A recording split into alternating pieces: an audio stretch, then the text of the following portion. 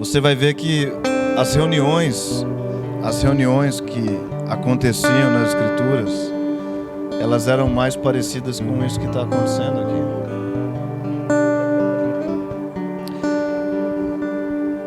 Não existia nada disso que a gente faz hoje, nada desse formato, esse padrão, que é uma coisa cultural, tudo bem. Nenhuma forma, nenhum formato nunca pôde conter Jesus. Ele disse, quando Davi desejou construir um templo para ele disse, Davi, eu não habito, eu não preciso de uma casa para morar. Nós sabemos que depois, pelo seu filho Salomão, eles construíram um templo, mas isso é uma outra história. Jesus nunca precisou de uma igreja.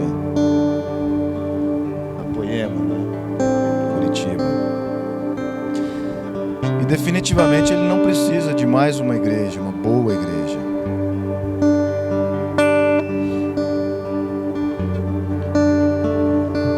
A reunião dos santos, isso que está acontecendo aqui, é a igreja de Jesus. A igreja somos nós. E todo mundo entende isso, todo mundo sabe que a igreja são as pessoas. Mas é muito difícil para a maior parte dos cristãos hoje separar o ir à igreja do ser a igreja. Parece que esse é o lugar de destino das nossas vidas cristãs, daquilo que a gente vive com Jesus. O destino está aqui dentro, o destino está aqui, o destino é você fazer algo aqui, o destino é você ter um ministério, o destino é você ter uma função na igreja. E isso é maravilhoso. Eu dedico a minha vida a isso. Mas esse é exatamente um tempo de muita oportunidade, principalmente para vocês aqui nessa casa. Porque eu tenho sentado com pastores de congregações de 1.000, 2.000, 3.000 pessoas que dizem, eu gostaria de voltar e começar com 12 pessoas. Eu gostaria. Eu preciso que você entenda isso bem, porque você faz parte de um novo começo. Eu não sei quem vocês são, eu não sei se vocês são dos GCs, se vocês são pessoas novas, alguns com certeza. Mas pouco me importa, porque se Jesus me trouxe aqui hoje, é porque Ele quer falar umas coisas para você.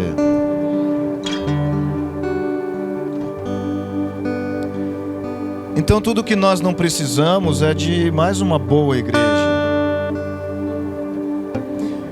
Porque o que pode talvez te fazer feliz é ver essa igreja ou essa congregação crescer. Quando você pergunta para alguém que está plantando uma igreja, como está lá, cara? Como é que tá? Tá fluindo? Sim, nós já temos 120 pessoas. Essa sempre é a resposta. A resposta é sempre a quantidade de pessoas que está lá dentro. Agora, se você conhece a sua Bíblia, e eu preciso insistir nisso com você, você vai ver que tudo que Jesus fez que era grande, sempre Ele fez com pouca gente. É claro que o resultado disso é alcançar muita gente. Mas Ele sempre conta, Ele sempre depende, Ele sempre se apoia, Ele sempre investe, Ele sempre divide, Ele sempre transfere para um grupo pequeno de pessoas, que são as pessoas que primeiro iniciam, eles são líderes. E quando eu falo líderes, e você pensa em liderança hoje, você pensa num cargo na igreja. Mas é exatamente isso que tem impedido as igrejas de cumprir o chamado desse tempo. que é achar que você, em algum momento, você precisa estar aqui na plataforma, fazendo alguma coisa. Isso tem deixado a igreja como uma igreja com um pequeno grupo de pessoas que faz muito e um grande grupo que é espectador, que assiste o que está acontecendo.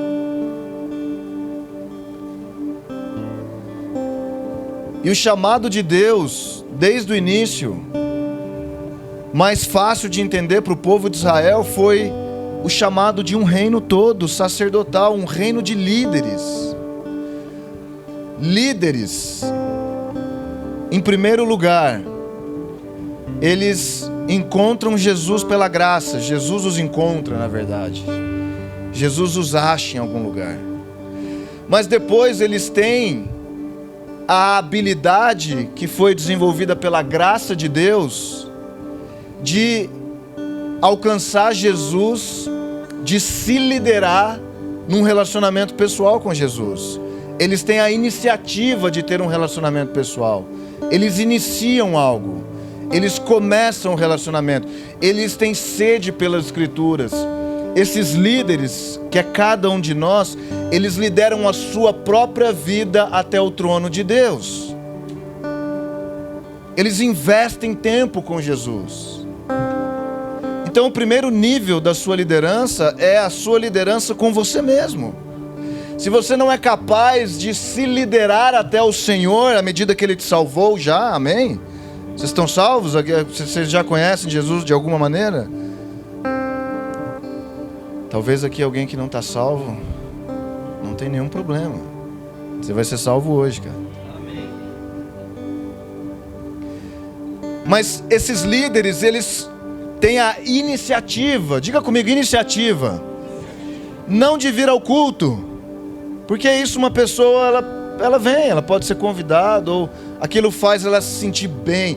Eu estou cumprindo a minha meta, a minha cota semanal de relacionamento com Deus. Mas um verdadeiro líder, ele começa liderando a sua vida até Jesus. E depois é tão natural a influência que ele tem nas pessoas. É tão natural. Pessoas são atraídas às pessoas que se parecem mais com Jesus, porque elas são atraídas a Jesus. Jesus disse, quando eu for levantado, e ele estava dizendo sobre a ressurreição, mas você precisa ter um olhar profético das Escrituras. Quando eu for levantado, atrairei todos a mim. Quando Jesus é levantado na sua vida, ele atrai pessoas a você.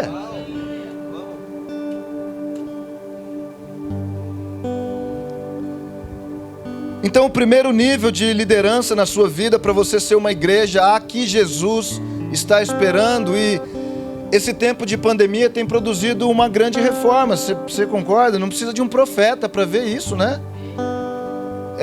Você está sensível ao que Deus está fazendo. Definitivamente, Jesus diminuiu a quantidade. Vamos lá, gente. Se quantidade é para você um indicador de sucesso no reino de Deus, você vai falhar em algum momento. Você vai falhar. Eu não estou dizendo que, se você ler o livro de Atos, eu preciso que você entenda isso bem. Você vê como a salvação foi massiva. 3.000, 5.000 pessoas foram sendo acrescidas ao reino de Deus. Mas aquilo se iniciou com 120 pessoas que aguardaram. 120 pessoas que foi um remanescente. Jesus, quando ele ressuscitou e andou no seu corpo ressurreto pela terra por 40 dias, ele apareceu para mais de 500 irmãos, e a Bíblia diz que apenas 120 permaneceram. 120 esperaram, eles tinham a convicção do relacionamento. Eles não tinham mais Jesus todo dia andando com eles, falando com eles, alimentando eles. Eles precisavam liderar as suas próprias vidas. E eles fizeram isso. E esses 120 receberam o poder do alto. Você sabe da história.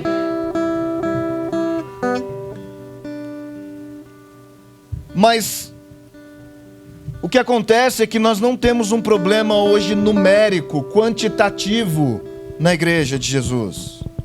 Isso não tem sido um problema. O Brasil tem uma igreja em cada esquina. O Brasil é um país muito evangelizado, o mais evangelizado. Talvez perca para os Estados Unidos por conta do número, o tamanho da população americana, mas o Brasil é um país evangelizado. É difícil você encontrar alguém que você fala alguma coisa para ela, de Jesus, ele, você é da igreja? Você é evangélico? Você é... Alguém já viu na TV, alguém já ouviu uma das igrejas da televisão falando alguma coisa. O Brasil é um país evangelizado, mas...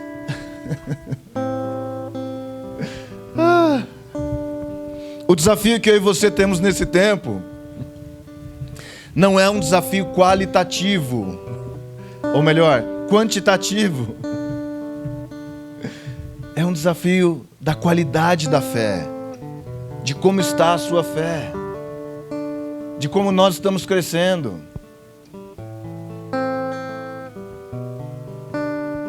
E para isso nós precisamos de pessoas que discernem os tempos e as estações. Pessoas que têm a habilidade de ouvir o Espírito de Deus. Queridos, isso não é uma coisa que Deus escolhe um ou outro. O reino de Deus é inclusivo, totalmente inclusivo. Mas nem todos respondem ao convite do chamado que é mais alto, de subir para um lugar mais acima, de encontrar uma vida que não está baseada no que você está ganhando dele. Uma fé que não tem a ver com as circunstâncias. Se você está bem, se está mal, se você tem dinheiro, se você não tem. Se seus negócios estão bem ou não, se seu emprego está bom ou não. Jesus precisa muitas vezes tirar essas coisas da nossa vida para que a gente, basicamente, parece tão simples, para que você dependa completamente dele.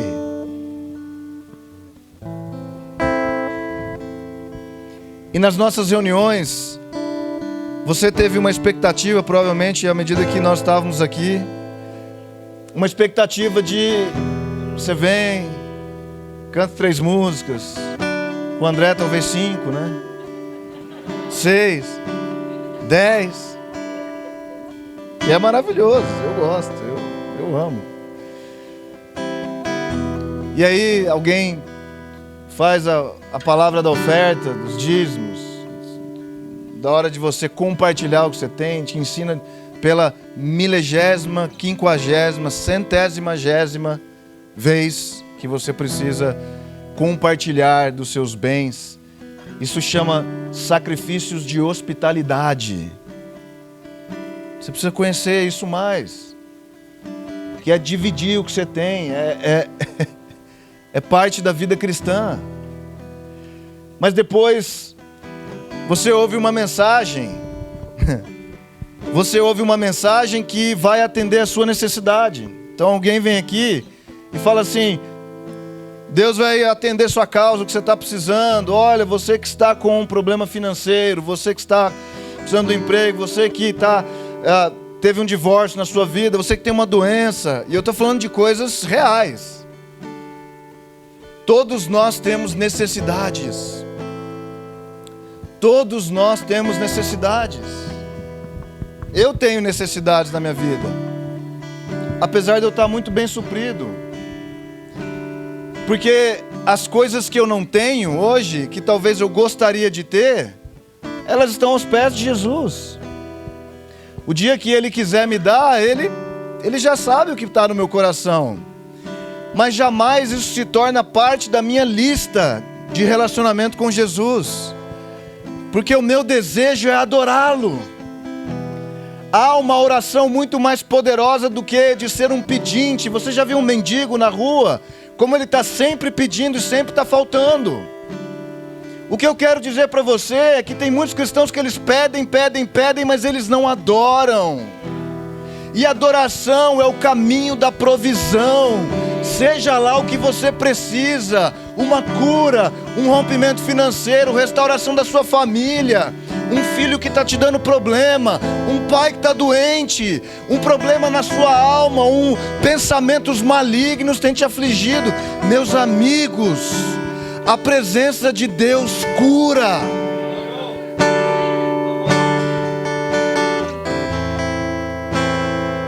E nós hoje precisamos de pessoas que conseguem se liderar a esse lugar, que elas possam conduzir a si mesmas. Isso é sacerdócio. Nós temos uma revelação de que somos filhos. Todo mundo quer ser filhinho. Ai, papai, paizinho. E Jesus é um bom pai. Ele é maravilhoso. Ele é o meu pai. Ele é... Ele é. Mas Jesus, Ele está construindo em você a vida de um filho, de uma filha maduros. Filhos que crescem, que se tornam responsáveis. Porque o que está em xeque aqui, nesse tempo que eu e você estamos vivendo, é a segunda vinda de Jesus. O que está em xeque é a segunda vinda de Jesus. E a pergunta que eu te faço hoje é: quem você será quando Ele voltar novamente? Quem você será quando você se deparar com a sua eternidade?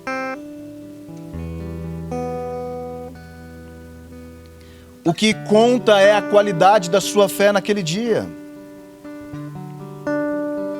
Paulo tinha um espinho na carne, a gente não sabe o que aquilo era. Eu não tenho ideia. Pessoas dizem que era uma coisa e outra. Se não está escrito, eu não sei o que era. Só sei que incomodava demais ele. Tocava na carne dele, tocava na humanidade dele, tocava numa área da vida dele que provavelmente era completamente caída. Eu não sei. Mas ele estava preocupado. Ele disse em Filipenses no capítulo 3, ele disse: eu deixo todas as coisas.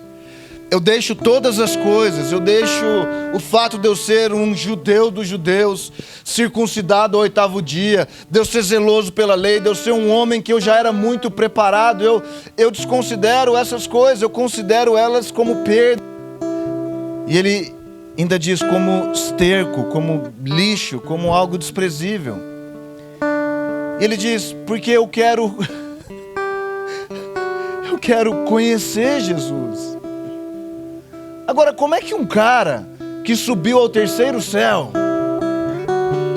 sério, como que um cara que subiu ao 3º céu e ele ouviu coisas, ele esteve diante de coisas que ele não poderia repetir, ele não poderia falar, como é que esse cara diz ir conhecer a Jesus?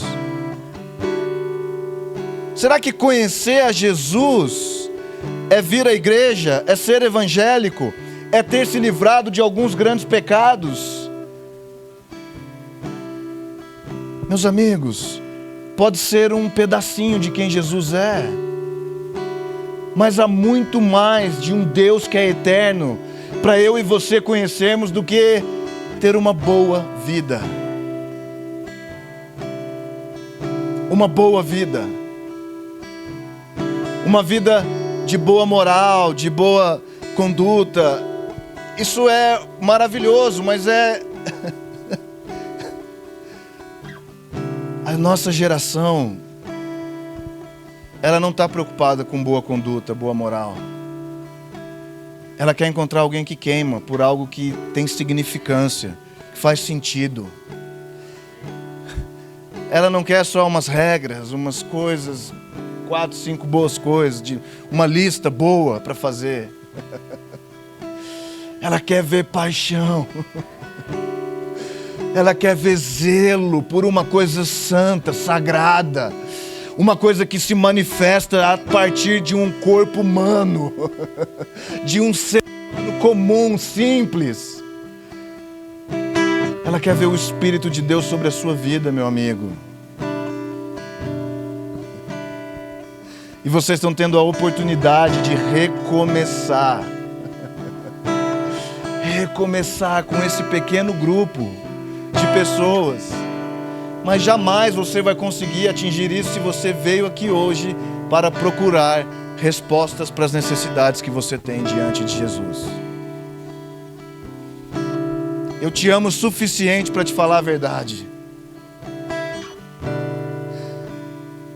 Talvez você vai ser mais um das boas igrejas que estão por aí na cidade. A cidade está cheia de boas igrejas, na verdade. Mas eu estou falando dos filhos manifestos de Deus. A criação geme, ela arde, ela queima em expectativa pela manifestação desses filhos. Que filhos? Esses como Paulo, que disseram no final da sua vida, da sua jornada: eu quero conhecer Jesus e o poder da sua ressurreição. Ele percebeu que sobre esse negócio de ressurreição, não era uma coisa simples, que você aceita Jesus, como se alguém pudesse aceitar Jesus. Né? Você tem esse jargão evangélico, você aceita Jesus. Não, você não aceita nada, Ele te aceitou. Ele te recebeu, você recebe Jesus, então você, enfim, está pago e está tudo certo, e o sangue dele fez tudo por você. Tudo isso é real. Tudo isso é verdadeiro. O sangue de Jesus fez tudo por nós. Mas o alto preço que Ele pagou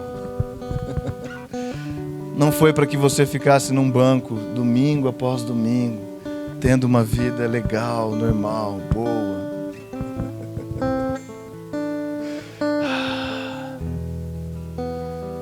Ele quer mais de você. Ele quer mais do seu coração. Ele quer mais da sua vida.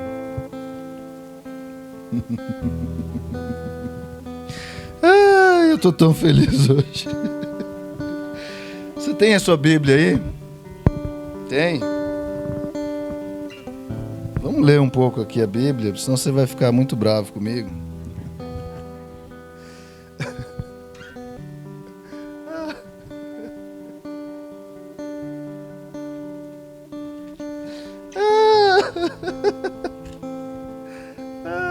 Ezequiel no capítulo 44, você está comigo aí? Abre aí.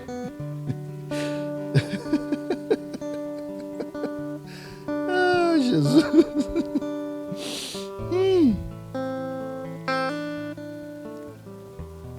Ezequiel 44 é uma profecia que fala de dois grupos de pessoas distintas. Eu quero ler isso para você.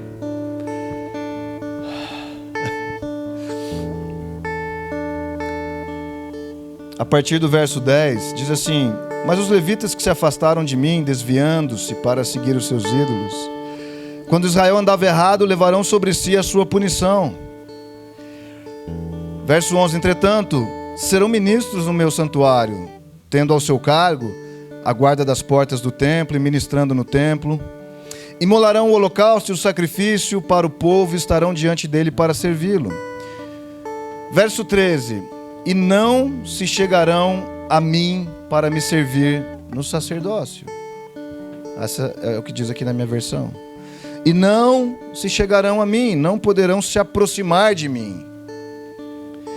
Agora, eu preciso que você entenda que os levitas eram essa tribo de Israel, dentre as 12 tribos, que eles foram escolhidos para serem os sacerdotes de Deus. As pessoas onde Deus faria tudo e por meio de quem Ele faria tudo na terra. E Deus escolheu essa tribo porque eles rejeitaram o chamado da nação toda. A nação toda foi convidada em Êxodo no capítulo 19. E aí eles disseram, você sabe dessa história, fala Moisés, tu com Deus e depois fale conosco. Moisés se tornou aquele mediador e ele levanta a tribo dos levitas. Mas aqui em Ezequiel 44, muitos anos se passaram. Muito tempo se passou. E o povo de Israel está cativo aqui. Eles foram tomados e levados para o cativeiro. Isso não importa, mas você precisa entender que esses levitas eram os homens de Deus, as pessoas de Deus, as pessoas que receberam a revelação, o avivamento, a porção de Deus, os que tinham a mensagem sã, a doutrina. Vamos dizer assim, eles poderiam ser a igreja hoje, nos nossos dias. Talvez, eu não estou dizendo que eles eram, mas eu quero que você entenda bem o que eu quero dizer. No verso 15, ele diz: mas os sacerdotes levitas, vírgula, filhos de Zadok, é um grupo diferente. Eles guardaram as normas a respeito do meu santuário quando os israelitas se desviaram de mim. Eles se chegarão a mim para me servir. Olha que bom, eles se chegarão a mim, eles podem vir perto de mim. E estarão diante de mim para oferecer a gordura e o sangue, diz o Senhor Deus. Entrarão no meu santuário e se chegarão à minha mesa para me servirem.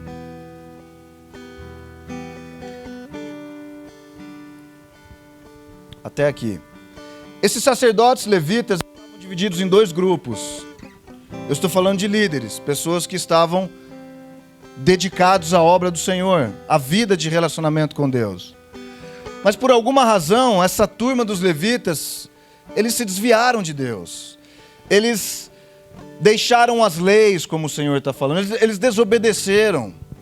Mas ele encontrou nos filhos de Zadok um coração fiel. Aqueles que permaneceram, foram fiéis às ordenanças, às leis de Deus, à vida de Deus, ao relacionamento. Eles não foram de acordo com a vontade do povo. Eles não fizeram algo para agradar as pessoas. Eles não fizeram algo para atender às necessidades do povo. Eles não fizeram algo que fazia com que as pessoas gostavam mais deles. Eles ficaram fiéis ao Senhor, custasse o que tivesse que custar. Agora, o que Ezequiel teve de revelação da parte do Senhor, o Senhor dizendo: os filhos de Zadok, eles podem se aproximar de mim, eles podem estar diante de mim, além de servir na minha casa. Mas os levitas, eles tiveram um decreto ruim. Eles serão ministros no meu santuário, tendo ao seu cargo a guarda das portas do templo e ministrando no templo. Ou seja, eles podiam trabalhar na casa do Senhor, eles podiam exercer funções ministeriais. Mas no verso 13 ele diz: não se aproximarão de mim, não podem chegar perto de mim. Eu não sei se você lembra quando Jesus diz em Mateus no capítulo 7, ele diz: nem todo que diz Senhor, Senhor entrará no reino. Nem todo que... Senhor, mas nós expulsamos demônios, nós profetizamos, nós viemos em seu nome. E ele diz: quem são vocês? A questão desse tempo exato que nós estamos vivendo é: você vai precisar tomar uma decisão na sua vida. Eu creio muito que essa cidade precisa de uma igreja que queima. Eu creio muito nisso. Mas a decisão está com você. Talvez você espera que de semana ou a cada 15 dias venham ministros aqui que vão fazer isso, e vão falar, e vão ministrar, e nós vamos fazer o máximo, tudo aquilo que o Senhor nos chamou para fazer, porque a fidelidade que eu tenho com o meu ministério é diante de Jesus e não de você. Mas quem vai precisar tomar uma decisão nesse tempo, se vocês querem só ser uma boa igreja, trabalhar para o Senhor, servir no ministério, atender bem as pessoas, suprir a necessidade do povo, ou se você quer se achegar a Jesus, se você quer ter um lugar perto dele, se você quer ter um lugar de acesso a ele, se você quer ter um lugar no coração dele, se você pode ouvir palavras da boca dele individualmente para a sua vida. Uma das coisas que os filhos de Zadok tinham, depois você pode ler no verso 23 em diante, e uma das coisas que Deus estabelece como sendo a fidelidade da vida desses caras é que eles guardaram as festas fixas do Senhor. Tem horário aqui, gente? Alguém pode me dizer se tem horário aqui para sair, alguma coisa? Pode ir. Do verso 23 em diante você vai ler o que é que o Senhor contou como fidelidade. E uma das características é: eles guardaram as minhas festas fixas. Eles guardaram as minhas festas que eu estabeleci em Israel. É muito difícil na nossa geração falar das coisas que Deus profeticamente estabeleceu para a nossa segurança e para a nossa direção, que estão todas no Velho Testamento, porque há uma geração hoje que não lê o Velho Testamento. Acha que está inválido. E perde todo o significado profético que tem para mim e para a sua vida, sendo Jesus o maior cumprimento da profecia do Velho Testamento.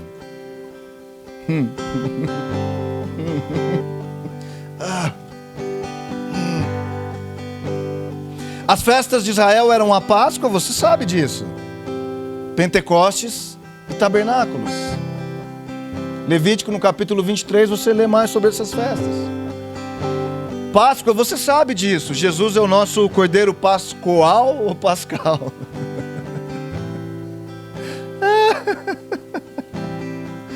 Corrige, meu amor. É qual que é? Ele era o nosso Cordeiro Pascal. É uma brincadeira nossa, gente.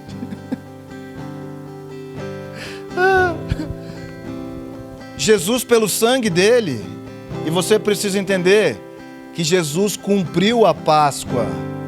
A Páscoa era um requerimento do Pai. Era uma lei que desce e não volta vazia. A palavra de Deus volta, desce e ela não volta vazia. Ela desce e ela precisa cumprir aquilo que ela foi determinada para fazer. Está comigo?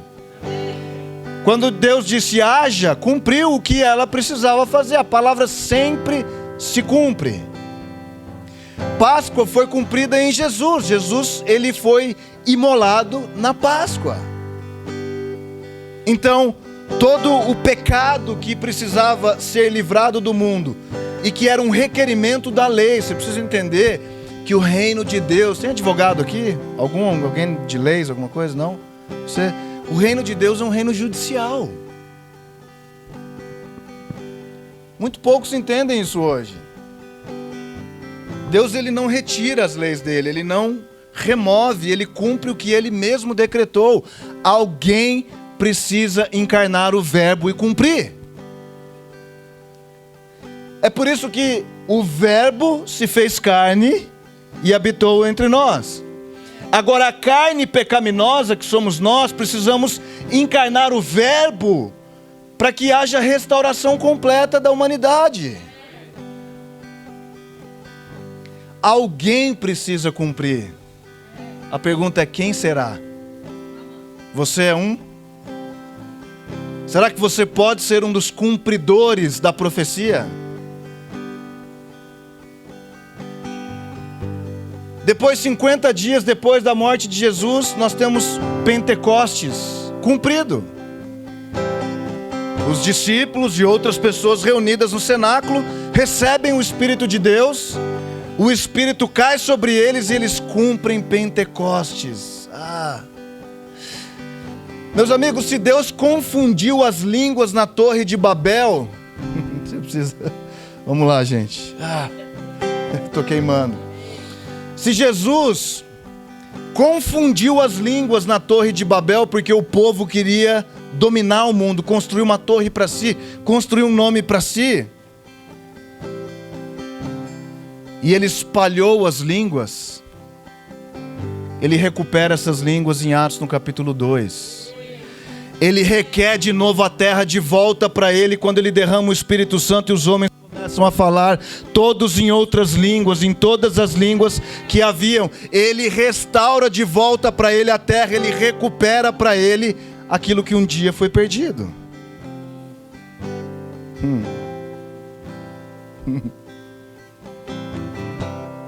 Mas depois dessa festa, depois do cumprimento dessa profecia, há uma profecia que não foi cumprida ainda.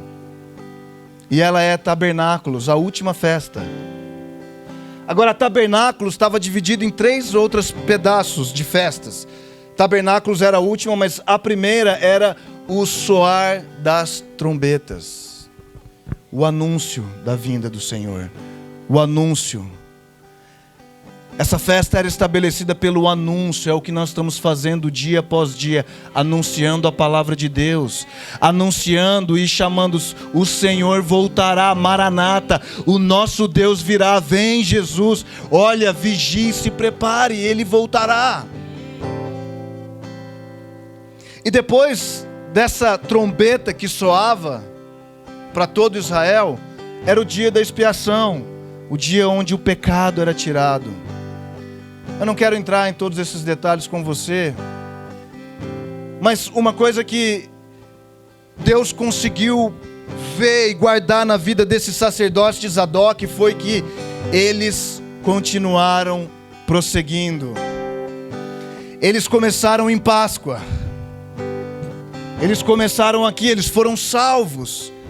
Eles receberam perdão de todos os pecados. Mas essa porta da salvação já não era mais suficiente para os filhos de Zadok. Eles entenderam que aquele era um primeiro passo, um primeiro estágio. Aquele era o maternal da fé. Aquele era para as crianças que bebem leite, que precisa que o pai ainda venha vestir roupas, que o pai dê alimento, que o pai ainda compre um brinquedo. Essa é a primeira fase. Depois disso, esses filhos de Zadok, esses fiéis, esses que continuaram fazendo a sua transição pessoal, eles chegaram em Pentecostes. Agora, Pentecostes não é um lugar muito bom para a maioria dos cristãos, porque é quando Jesus exerce o senhorio dele sobre a sua vida. Ele não é um pai que dá a mamadeira mais na sua boca. Ele chega num lugar onde ele te diz: filho, está errado. Você não vai fazer isso. Onde você tem tanta expectativa por algo, ele fecha uma porta. Onde ele te diz: não, não, não, não, não, não, não, não. Mas quando? Não. E depois? Não. Que dia? Não. Quem? Não. E você se contenta, porque você está debaixo do senhorio. Jesus é Salvador de toda a igreja, e eu creio até de pessoas que ainda vão ser salvas, e até de ladrões que morrem na cruz do lado de Jesus, que não repetem Romanos 10:9, mas dizem: Senhor, lembre de mim, e são salvos. Nós inventamos que tem que repetir uma oração. Eu queria dizer para você que não aconteceu isso comigo. Eu nunca repeti essa oração. Eu repito quando eu vou nos cultos agora, das igrejas. Nossas. Em Pentecostes, o povo de Israel rejeitou. Eles receberam em Êxodo, no capítulo 12, a Páscoa. Você lembra da Páscoa de Êxodo 12? Que Deus matou os primogênitos do Egito e guardou todo o povo de Israel com o sangue nos umbrais das portas. Quando chegou em Êxodo 19, aquele era o Pentecostes. Deus se manifesta no monte, o monte pega fogo, treme, chacoalha, tem um barulho forte. A visão era terrível, eu imagino, como muitas vezes é terrível para nós receber um não de Jesus. Mas meus sonhos, Jesus, não. E esse projeto que eu coloquei, não. E esse outro plano que eu tenho, não, eu tenho planos de paz a seu respeito, mas você tem que me ouvir. Você tem que me ouvir.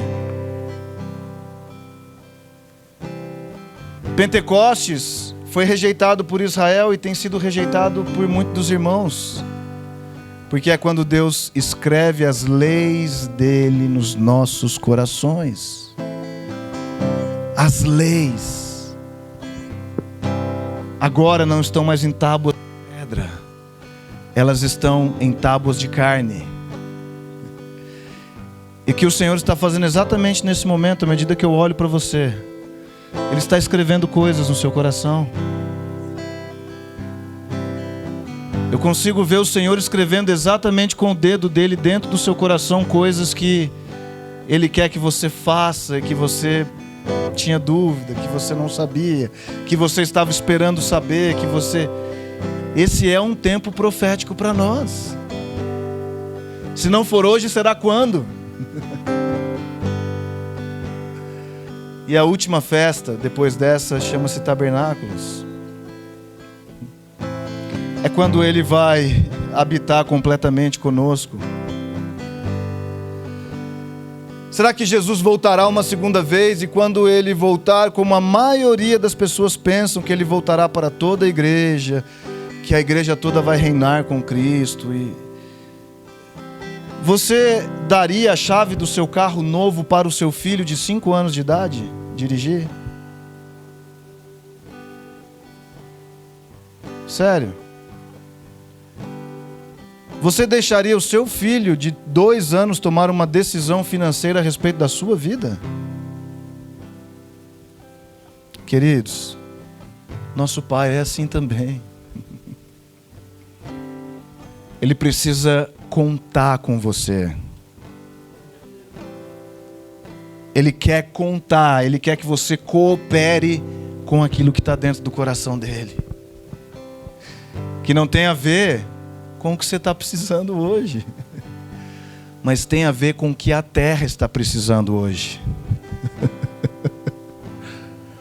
Será que a visão que você tem a respeito do reino de Deus está centrada em você, no seu umbigo, no que você precisa? Queridos, se você me responde sim, e talvez hoje essa pode ser a sua resposta, e é por isso que o Senhor me enviou aqui. Não tem problema nenhum se você estava pensando assim antes. Mas a questão é o que você fará com o que você está recebendo hoje. Como é que você responderá a partir de uma nova revelação, a partir de uma coisa nova? Sabe do que é que o Senhor vai te fazer responsável? Daquilo que Ele te fala. Há uma terra gemendo em dores de parto, esperando a sua manifestação. Clamando, onde estão os filhos que carregam uma porção? Onde estão os filhos que têm algo para si, mas têm algo para dar? Onde tem os filhos que estão preocupados com o destino dessa terra e desse mundo? Onde estão os filhos que estão preparando um lugar para a vinda de Jesus? Onde estão os filhos que estão anunciando boas novas de salvação? Onde estão os filhos que estão renunciando às paixões desse mundo? Onde estão os filhos que estão tomando posse da sua fé individualmente, como proprietários da sua fé, estão se debruçando aos pés de Jesus? Onde estão os filhos que estão liderando a sua vida em adoração? Será que você pode ser um desses filhos hoje? Será que você pode responder a isso comigo hoje? Há uma festa para se cumprir. Fique de pé, há uma festa para se cumprir. E eu e você somos o cumprimento dessa festa. Será que você pode responder a isso hoje? Será que a sua expectativa a respeito do que Jesus tinha para essa reunião, e que definitivamente foi mudada, você pode, talvez com dúvida, talvez até rejeitando o que está sendo liberado aqui, não me importa, mas no mínimo, coloque em xeque, coloque em dúvida diante de Jesus: Senhor, o que eu estou ouvindo, o que eu estou recebendo, o que eu estou vivendo, é isso que o Senhor tem para mim? E para você que já tem convicção, para você que tem convicção, levante suas mãos. Levante suas mãos para você que tem convicção. Se você tem dúvida, não precisa levantar as suas mãos. Você pode continuar cativando a presença dele até que ele te convença. Meu papel com você hoje não é te convencer a respeito de algo, mas é dar espaço ao Espírito Santo para ele fazer na sua vida. Responda. Responda, faça alguma coisa. Pule, se jogue, fique quieto. Faça algo que você não tem feito. Faça algo que te tire de uma zona de conforto, do mesmo